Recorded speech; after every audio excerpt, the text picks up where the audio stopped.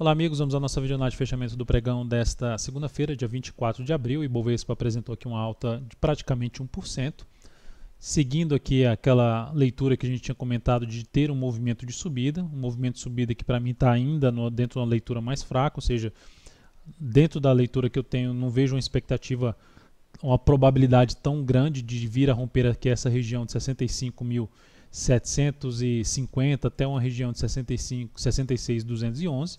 Está dentro de uma tendência indefinida, dentro de um movimento de alta que pode se estender um pouco mais aqui para cima, tendo resistência seja na faixa de 64.600 a 64.775, mais acima ainda teria 65 mil pontos, número redondo. Então seriam os 3 pontos de resistência que eu vejo de imediato, antes desses dois que eu citei aqui para cima dessa outra faixa de resistência para o índice Bovespa. É bom a gente ficar atento dentro desse atual movimento de subida, caso não ganhe força para cima, principalmente dos 65 mil pontos, e gere formação de topo nessa região, tende a trazer um movimento para baixo, podendo gerar aqui uma movimentação para baixo no decorrer dessa semana. Olhando então aqui para o mini índice não cheguei a fazer recomendação no pregão de hoje. Dentro aqui do gráfico de 60 minutos para o próximo pregão, a gente pode ver que abriu aqui no pregão passado, quinta-feira, abriu aqui e ficou de forma mais lateral, aqui também abriu com gap, aqui também abriu com um gap, esse gap foi maior, vindo para a região de resistência, e também não conseguiu gerar uma movimentação clara, se deslanchar para cima ou mesmo voltar forte para baixo. Dentro dessa movimentação mais fraca aqui para baixo, uma sinalização de fundo me chamaria mais atenção para se buscar a operação na ponta compradora, melhor ainda se for para cima dos 65.500 pontos, 65.500 a 530 pontos. Acima desse patamar ficaria ainda mais interessante para a ponta compradora no meu modo de ver. Por outro lado, vindo para baixo aqui da mínima do pregão de hoje, localizada em 65.120, me chamaria atenção mais para a ponta vendedora através de topo descendente no gráfico de menor periodicidade. No mini dólar, fiz duas recomendações. As duas recomendações na ponta compradora, gráfico de 10 minutos, a gente pode perceber que abriu aqui com um forte gap de baixa, gera aqui uma sinalização aqui para cima, rompendo a máxima do dia, depois faz um movimento bem fraco para baixo e dentro de uma formação de fundo ascendente, fundo acima dessa região da mínima do dia, eu busquei essa compra que até acionou de forma forte, veio forte aqui para cima, depois foi perdendo força nesse candle e aí acionou, na realidade veio uma perda maior de força no próximo candle, ou seja, não deu sequência.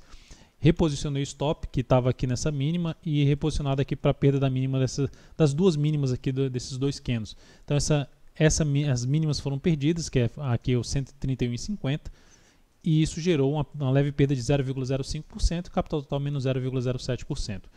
Depois disso, novamente tentei uma nova compra que foi aqui, depois desse rompimento de suporte, um falso rompimento no meu modo de ver, porque gerou a perda de mínima em cima de um patamar de suporte, que já tinha funcionado como suporte, só que não conseguiu deslanchar para cima.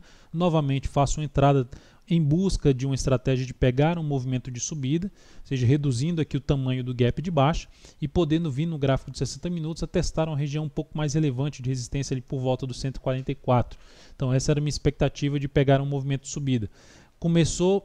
Ensaiou a formação de fundo, primeiro não conseguiu fechar acima da máxima do anterior, o próximo consegue, mas o seguinte já dá uma sinalização negativa. O stop foi reposicionado para baixo de 130,5 e foi acionado em sequência com a perda de 0,1%, capital total menos 0,14%. Então foram essas as duas operações que eu recomendei no mini dólar. Lembrando que aqui segue dentro de uma formação de um triângulo simétrico, o gap de baixa do pregão de hoje reduz o viés de alta para o mini dólar, comentado aí nas últimas análises, e principalmente aqui deixando o dólar bem dentro do triângulo simétrico, se aproximando ali na região de vértice, podendo trazer um rompimento seja para cima ou para baixo, que a gente vai ficar atento aí, mas ainda assim, no meu modo de ver, está dentro de um movimento de subida, ou seja, trazendo a chance de poder voltar aqui para a região de resistência mais significativa, uma região mais por volta dos 360. Então, olhando aqui para o gráfico 60 minutos, uma sinalização aqui de fundo, me chamaria a atenção mais se buscar a operação na ponta compradora para um possível fechamento desse gap de baixa. Por outro lado, se gerar a continuidade desse atual movimento de queda, me chamaria a atenção para se buscar a operação na ponta vendedora através de topo descendente, melhor ainda se for para baixo dos 328. Olhando então para o gráfico aqui das ações, o gráfico diário, partindo aqui para o PETR4, Petro no pregão de hoje alta de 1,08%. formação de um fundo, depois ali de um candle de reversão chamado de martelo, também harame, enfim, candle que ficou dentro, um corpo pequeno dentro do candle anterior. Então tivemos aqui uma sinalização de fundo que pode ter um movimento aqui para cima um pouco maior, depois desse forte movimento de baixo. Lembrando que já a região de resistência já é uma região aqui um pouco relevante na faixa dos R$ 14,27, por volta de 14,27, 14,30. Aqui já funcionou como resistência, aqui está funcionando como suporte. Aqui já passou a funcionar como resistência depois que fechou para baixo. Então é um ponto, inclusive a máxima desse candle aqui é um ponto relevante de resistência para Petro. Vindo aqui para cima não ganhando muita força, abre a chance de se buscar a venda de topo descendente. Mas por enquanto abriu aqui um movimento de subida na Petro com a expectativa de justamente testar essa região de resistência. Acima disso, o próximo nível já ficaria na faixa dos 14,42 a 14,50. Na Vale 5, dia de alta de 0,8%, apesar do candle de baixo, porque abriu aqui em cima e veio aqui para baixo, dia bem travado na Vale 5. Ou seja, abre lá em cima, mas vem aqui para baixo e depois fica totalmente lateral, dentro do que foi uma movimentação até no índice futuro que eu acabei de mencionar no gráfico de 60 minutos, um pouco mais travado. Então a gente tem aqui a Vale dentro do movimento de subida, enquanto não gerar nenhuma sinalização contrária a esse movimento de subida, segue uma expectativa ainda de testar resistências mais acima, sendo um pouco mais relevante aqui na resistência, na casa principalmente dos 27,12 até um patamar ali na faixa dos R$ 27,38. Depois disso, o próximo nível mais relevante, para a Vale anular a tendência dela de baixa, precisa romper 28,87. Antes disso, 28,14 seria um próximo patamar de resistência, a região de resistência para a Vale 5. Depois vamos aqui falar de outros ativos. Cheguei a recomendar algumas operações aqui de swing trade na ponta compradora. A primeira JBSS3, recomendei compra na JBSS3 na superação da máxima do pregão aqui de quarta-feira, que já tinha sido rompida a máxima, só que veio aqui para baixo. Se voltasse a fazer isso no pregão de hoje, se foi o meu foco da entrada, voltou a fazer isso, parou justamente no ponto de entrada, foi 10,25. Estava ali brigando aqui mais para o fechamento do pregão, olhando aqui para um gráfico de menor periodicidade. Observe que o leilão de fechamento puxou para baixo, estava aqui brigando com a região de 10,39 e fechou aqui nos R$ 10,25. Enfim, essa recomendação de compra na JBSS3, 10,25, stop 9,98, abaixo aqui da mínima desse fundo sinalizado no pregão de hoje. Expectativa, qual é a minha expectativa? De tentar pegar um movimento de subida aqui no gráfico diário, a favor de uma possibilidade de retomada da sua tendência de alta na superação dos 10,61. Então, dentro dessa expectativa, o objetivo está em 10,79, com risco de 2,63%. Então, o risco da operação é o tamanho do stop, alocando 13% do capital total.